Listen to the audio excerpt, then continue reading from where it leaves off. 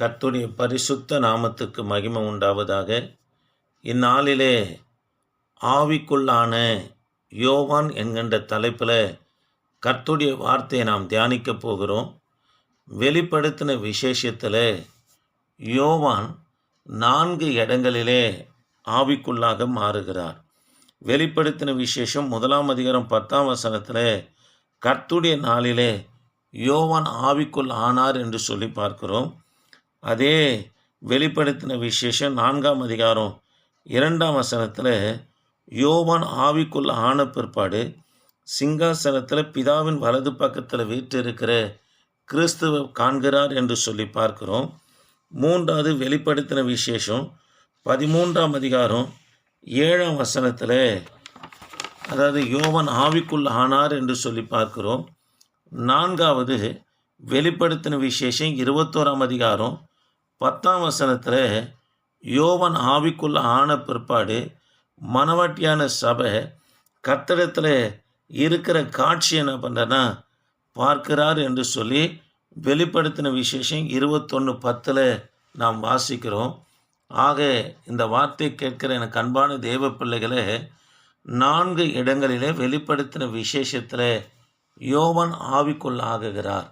இது நம்ம முதல் காரியத்தை மாத்திரம்தான் நம்ம பார்க்க போகிறோம். பாருங்கள், அதாவது முதல் காரியத்தை நம்ம பார்க்க போகிறோம். இதை கூர்ந்து கர்த்தருடைய பிள்ளைங்க கவனிக்கும்படியாக விரும்புகிறேன். சிமர்னா சபையை குறித்து கர்த்தர் பேசும்போது 10 நாள் உபத்திரப்படுவீர்கள் என்று சொல்லுகிறார்.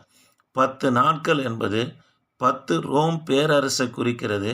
அதில் முதலாவது ராஜா நீரோ மண்ணு. நீரோமுடைய மண்ணுடைய நாட்களில் தான் பேதுருவும் அப்போஸ்தலனாகிய பவுலும் கொலை செய்யப்படுறாங்க. 2வது டுமிஷி மண்ணுடைய நாட்களில் தான் யோவான அதாவது உபத்திரவத்தின் உச்சக்கட்டத்தில் அவரை கொண்டு போகும்போது தான் யோவான் ஆவிக்குள் ஆகுகிறாரு. ஆவிக்குள் ஆன பிற்பாடு திரும்பி பார்க்குறார். தேவ பிள்ளைகளை 7 சபைகளின் நடுவில் கர்த்தர் நீலங்கி தரித்தவராய் உலாவி கொண்டு இருக்கிறதே பார்க்கிறார் என்று சொல்லப்பட்டிருக்கிறது.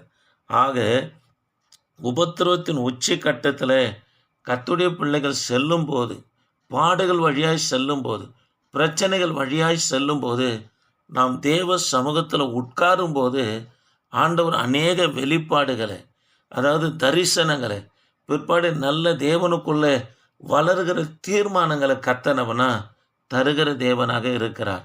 அடியனுடைய சாட்சியை நான் சொல்லும்படியாக விரும்புகிறேன். ஒரு 26 வருஷத்துக்கு முன்பதாக அநேகரால் கைவிடப்பட்டு மனம் நொந்து போயிட்டு, அப்போ மதுரவாயில் இருக்கிற அது சியோன் ஜப வீட்டில் அதாவது பாஸ்டர் பால் அருணாச்சலம் ஐயா அவர் நடத்துகிற சபையில் நான் விசுவாசியாக இருந்தபோது அவருக்கு முன்பதாக நான் உட்கார்ந்து கொண்டு இருக்கிறேன். அதாவது என்ன மனசில் நினச்சிக்கின்னு போகிறேன்னா, இனி நம்ம வாழவே கூடாது, இதுதான் கடைசி ஆராதனை என்று சொல்லி இதுக்கு பிற்பாடு தன்னை மாய்த்து கொள்ள வேண்டும் என்ற நிலைக்கு போகிற அளவுக்கு உபத்திரவத்தின் பாடுகளின் கைவிடப்பட்டதனுடைய உச்சக்கட்டத்தில் காணப்படும் போது எங்கள் பாஸ்டர் ஆராதனை செய்யும்போது அந்நிய பாஷையில் பேசும்போது எனக்கு வியாக்கியானமாக ஒரு வார்த்தை புறப்பட்டு வந்தது. மரணத்தை குறித்து சிந்தித்து கொண்டிருக்கிற மகனே, உனக்கு பின்பதாக கர்த்தர் ஒரு மந்தையை வைத்திருக்கிறார். நீ அதாவது மெய்ப்பன் ஊழியத்திற்காக அழைக்கப்பட்டு இருக்கிறாய் என்று சொல்லி கர்த்தர் என்னோடு கூட பேசினார். ஆராதனை முடிந்த பிற்பாடு எங்கள் ஊழியக்காரிடத்தில் போய் நான் கேட்டேன், ஐயா, நீங்கள் இது போல் நீங்கள் சொன்னீங்க, இது எனக்கு கடைசி ஆராதனையாக இருக்க வேண்டும் என்று சொல்லி மனசில் நினச்சிக்கின்னு நான் வந்து ஆராதனை செய்யும்போது அதாவது உங்கள் மூலியமாக கர்த்தர் பேசினார் என்று சொன்ன உடனே அதுக்கு எங்கள் பாஸ்டர் சொன்னார், தம்பி, நான் பேசலப்பா, நான் அந்நிய பாஷை பேசிக்கொண்டு இருக்கும்போது கர்த்தர் உனக்கு வியாக்கியானம் கொடுத்திருக்கிறார் என்று சொல்லுகிறார். அருமையான கர்த்தருடைய பிள்ளைகளே, உபத்திரவத்தின் உச்சக்கட்டத்தில் நம்ம காணப்படும் போது தேவ பிள்ளைங்க அதிகமாய் தேவனுடைய சமூகத்தில் உட்காரும்போது அநேக வரங்களை வல்லமைகளை தரிசனங்களை என் தேவனாகிய கர்த்தர் தருகிறவராக காணப்படுவார். ஆகவே தான் யோவானை குறித்து பார்க்கிறோம். அதாவது ரோம் பேரரசுடைய 2வது மன்னனாய் காணப்படுகிற டொமிஷுடைய நாட்களிலே யோவானை கொதிக்கிற எண்ணெயில் தள்ளி விட்டாங்க. அவர் மீன் நீந்துகிறது போல நீந்தினார். அந்த எண்ணெய் கொதிக்கிற எண்ணெய் நிமித்தமாக அவருக்கு எந்த ஒரு சேதாரமும் இல்லாத பட்சத்தில் அவர் பத்மு தீவுக்கு நாடு கடத்தப்பட்டு உபத்திரவத்தின் உச்சக்கட்டத்தில் இருக்கும்போது அவரை கர்த்தருடைய நாளில் ஆவிக்குள் ஆக்குகிறாரு. மகிமையான காட்சியை பார்க்கிறார். அவர் ஸ்தாபித்த 7 சபைகளிலே கர்த்தர் உலாவி கொண்டு வருகிறதும், அந்த 7 சபையில் இருக்கிற குறைவு நிறைவையும், பிற்பாடு ஆண்டவர் எப்பேற்பட்டவர் என்பதை குறித்து அவருடைய சிரசு, பிற்பாடு அவருடைய அவருடைய தலை முடியை குறித்தும், அதாவது அவருடைய அக்னிமயமான கண்களை குறித்தும், அவருடைய பாதங்களை குறித்தும் ஆண்டவர் வெளிப்பாடுகளை என்ன பண்ண கொடுக்கறத பார்க்கிறோம். ஆக எனக்கு அன்பான கர்த்தருடைய பிள்ளைகளை, பிரச்சனை வழியாக கடந்து போவோமானால் நாம் அதிகமாய் தேவ சமூகத்தை நாடும்போது ஆண்டவர் நம்மளை வரங்களினால் அலங்கரித்து நம் மூலியமாய் கர்த்தர் பெரிய காரியங்களை செய்கிறவராக அவர் இருக்கிறார். தொடர்ந்து இந்த காரியத்தை நாம் பார்க்க போகிறோம். முதலாவது காரியத்தை நம்ம பார்க்கலாம். வெளிப்படுத்தின விசேஷம் 1ஆம் அதிகாரம் 10ஆம் வசனத்தில் கர்த்தருடைய நாளிலே ஆவிக்குள் ஆனே என்று சொல்லுகிறார். தேவ பிள்ளைகளே, சபைக்கு வரும்போது வாஞ்சியோடு வரணும். உபவாசிக்கும்போது வாஞ்சியோடு உபவாசிக்கணும். வேதத்தை வாசிக்கும்போது வாஞ்சியோடு இருக்கணும். நம்மையும் கர்த்தர் என்ன பண்ணனா ஆவிக்குள்ளாக மாற்றுகிற தேவனாக இருக்கிறார். ஆக எனக்கு அன்பான கர்த்தருடைய பிள்ளைகளே, நமக்கு பிரச்சனைன்னு வரும்போது நம்ம கர்த்தருடைய அதாவது வாஞ்சியோடு தேவ சமூகத்தை தேடும்போது கர்த்தர் நம்மையும் ஆவிக்குள்ளாக்கி நமக்கு பிற்பாடு நடக்க போகிற அதாவது காரியங்களை, தரிசனங்களை கர்த்தர் வெளிப்படுத்துகிறவராக இருக்கிறார். இதை தான் கர்த்தர் எங்கள் ஊழியக்காரர் மூலமாக எனக்கு தேவன் வெளிப்படுத்தினார். மரணத்தை குறித்து சிந்திக்கிற மகனே, உனக்கு பின்பதாக ஒரு பெரிய மந்தையை வைத்திருக்கிறேன் என்று என் தேவனாகிய கர்த்தர் என்னோடு கூட பேசினார். ஆக ஒரு 3 காரியங்களை குறித்து உங்களோடு அடியேன் பேசும்படியாக விரும்புகிறேன். கவனிப்போம். கர்த்தர் உங்களை ஆஸ்வதிப்பாராக. ஆவி என்கின்ற தலைப்பில் ஒரு 3 காரியத்தை நாம் பார்க்க போகிறோம். அருமையான கர்த்தருடைய பிள்ளைகளை, முதலாவது காரியம் ஏகூத்தை குறித்து பார்க்க போகிறோம். நியாயாதிபதிகளின் புத்தகம் 3ஆம் அதிகாரம் 19ஆம் வசனத்தை நம்ம வாசித்து பார்ப்போம்னா, ஏகூத் கில்கால் இருக்கிற சிலைகள் இருக்கிற இடத்திற்கு திரும்பி வந்து என்று சொல்லி பார்க்கிறோம். அருமையான தேவ பிள்ளைகளை, ஏகூத் அதாவது விக்கிரக சொர்பங்கள் இருக்கிற சிலைகள் வழியாய் போக வேண்டிய ஒரு காலகட்டத்துக்கு அவர் புறப்பட்டு போகும்போது அங்கே இருக்கிற சிலைகள் என்ன பண்ணால் படுத்து கொண்டது என்று சொல்லி பார்க்கிறோம். இதுக்கு காரணம் என்னன்னா, ஏகூத் ஆவில நிறைந்தவராய், ஆவிக்குள் ஆனவராய் புறப்பட்டு போனார்.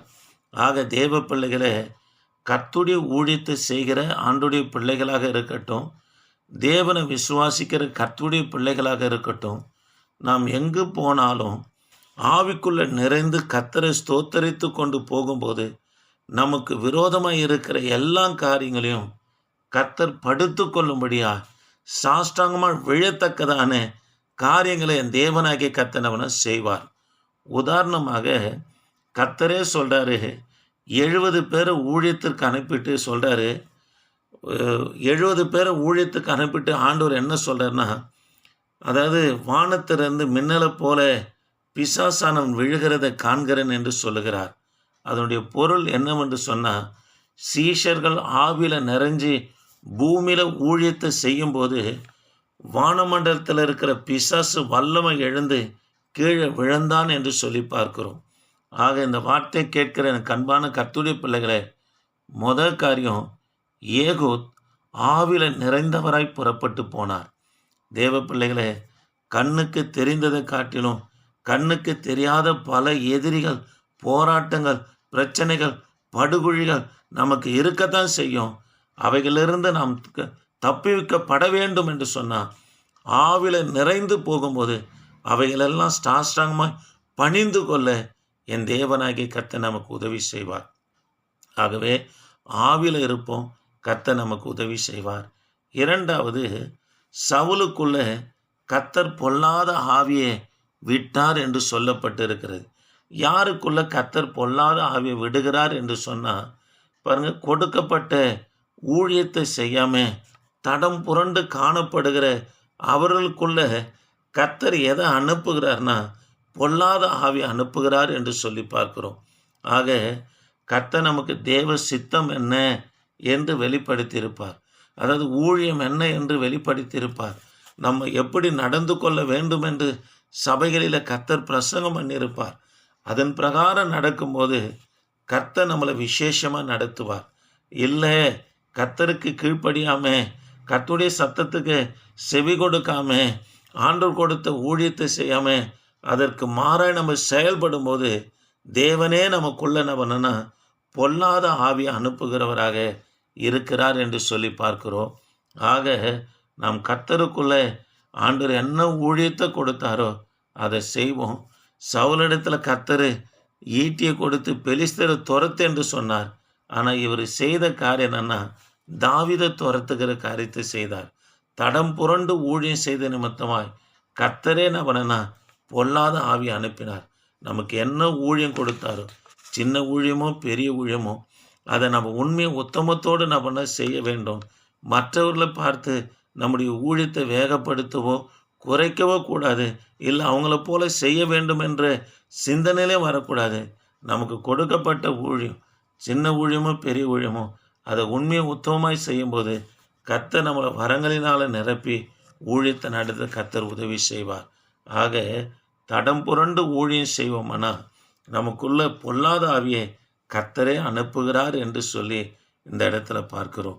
ஆக தேவ பிள்ளைகளே, 2வது காரியம், சவுலுக்குள்ள கர்த்தர் பொல்லாத ஆவியை விட்டார் என்று சொல்லி பார்க்கிறோம். 3வது காரியம், அப்போஸ்தலர் நடபடி புஸ்தகம் 2ஆம் அதிகாரத்தில் மேல் வீட்டில் கூடியிருந்த அந்த 120 பேர் மேலேயும் கர்த்தர் பரிசுத்த ஆவியானவரை ஊற்றினார். அதற்கு ஆண்டவர் சொல்கிறாரு, நீங்கள் போங்க, எருசலேமில் போய் காத்திருங்கள் என்று சொல்கிறாங்க. அதே போல் அப்போஸ்தலர் 1:8 இவங்க போய் காத்திருந்தாங்க. கர்த்தர் இவங்க மேலே பரிசுத்த ஆவின் அபிஷேகத்தை ஊற்றினார் என்று சொல்லி பார்க்கிறோம். கட்டாயம் கர்த்தருடைய பிள்ளைங்க பரிசுத்த ஆவினுடைய அபிஷேகத்தை பெற வேண்டும். காரணம் என்னவென்று சொன்னால், எபேசருக்கு எழுதின நிருபம் 4ஆம் அதிகாரம் 30ஆம் வசனத்தில் ஆண்டவர் சொல்கிறாரு, நீங்கள் மீட்கப்படும் நாளுக்கென்று முத்திரையாக பெற்ற தேவனுடைய பரிசுத்த ஆவியை துக்கப்படுத்தாத இருங்கள் என்று சொல்லுகிறார். அப்போ பரிசுத்த ஆவியானவர் எதற்காக கர்த்தர் ஒரு மனுஷனுக்கு கொடுக்கிறார் என்று சொன்னால், பல காரியங்களில் அதில் ஒன்று என்னன்னா, கர்த்தர் வரும்போது பூமியிலிருந்து நம்ம மீட்கப்படணும், மறுரூபம் ஆக்கப்பட வேண்டும் என்று சொன்னால் பரிசுத்த ஆவின் அபிஷேகத்தை அவர்களுக்கு முத்திரையாக நம்ம கொடுக்கிறார் என்று சொல்லி பார்க்கிறோம். தேவ பிள்ளைகளை, ஆவியை குறித்து 3 காரியம் பார்த்தோம். 1வது காரியம், ஏகூத் ஆவியில் நிறைந்தவராய் புறப்பட்டு போனார், சிலைகள் படுத்து கொண்டது என்று சொல்லி பார்க்கிறோம். 2வது, சவுலுக்குள்ள கர்த்தர் பொல்லாத ஆவி விட்டார். காரணம் என்ன? தடம் புரண்டு ஊழியம், தேவ சித்தத்தின்படி செய்யாத நிமித்தமாய் அவருக்குள்ள கர்த்தரே பொல்லாத ஆவியை விட்டார் என்று சொல்லி பார்க்கிறோம். 3வதாக, தேவ பிள்ளையே, காத்திருக்கிற பிள்ளைகளுக்கு பரிசுத்தாவின் அபிஷேகத்தை கர்த்தர் ஊற்றுகிறார். இந்த அபிஷேகம், இந்த ஆவியானவரை எதற்காக நம்ம மேலே கர்த்தர் ஊற்றுகிறார்னா, கடைசி நாட்களிலே நம்ம மீட்கப்பட வேண்டும் என்பதற்காக. கடைசி மீட்பு என்ன? மீட்பு பாவத்தில் அக்கிரமத்திலேருந்து மீட்கப்பட்டோம். 2வது ஒரு மீட்பு நமக்கு இருக்கிறது. அதுதான் இந்த பூமியிலேருந்து மீட்கப்பட்டு என்றொன்றும் கர்த்தரோடு இருக்கிற ஒரு வாழ்க்கை தான் 2வது மீட்பு. அதுக்கு என்ன வேண்டும் என்று சொன்னால், முத்திரையாக பெற வேண்டிய அபிஷேகத்தை பரிசுத்த ஆவியானவர் என்னவனா நாம் பெற வேண்டும், பெறுவோம். காத்திருக்கிற பிள்ளைகளுக்கு நிச்சயமாய் கர்த்தர் அபிஷேகிக்கிற தேவனாக இருக்கிறார். ஆக நாளில் நம்ம பார்த்தோம், யோவான் ஆவிக்குள் ஆனார் என்று சொல்லி பார்த்தோம்.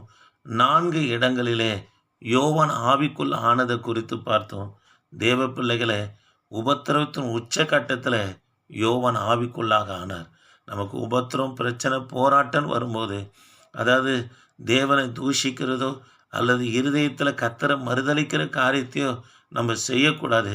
தேவ சமூகத்தில் உட்காரும்போது கர்த்தர் நமக்கு மகிமையான காரியத்தை, இதிலும் பெரிய காரியத்தை ஆண்டவர் செய்கிற தேவனாக இருக்கிறார். எப்பெல்லாம் சோர்வு பிரச்சனைன்னு வருதோ முழங்கால் படிடுங்க. கர்த்தர் வரங்களையும் தரிசனங்களையும் ரெட்டிப்பான அபிஷேகத்தையும் கிருபைகளும் ஆண்டவர் நம்மை தந்து வழிநடத்துவராக இருக்கிறார். இந்த வார்த்தை கேட்கிற உங்கள் யாவரையும் என் தேவனாகிய கர்த்ததாமே ஆசீர்வதிப்பாராக.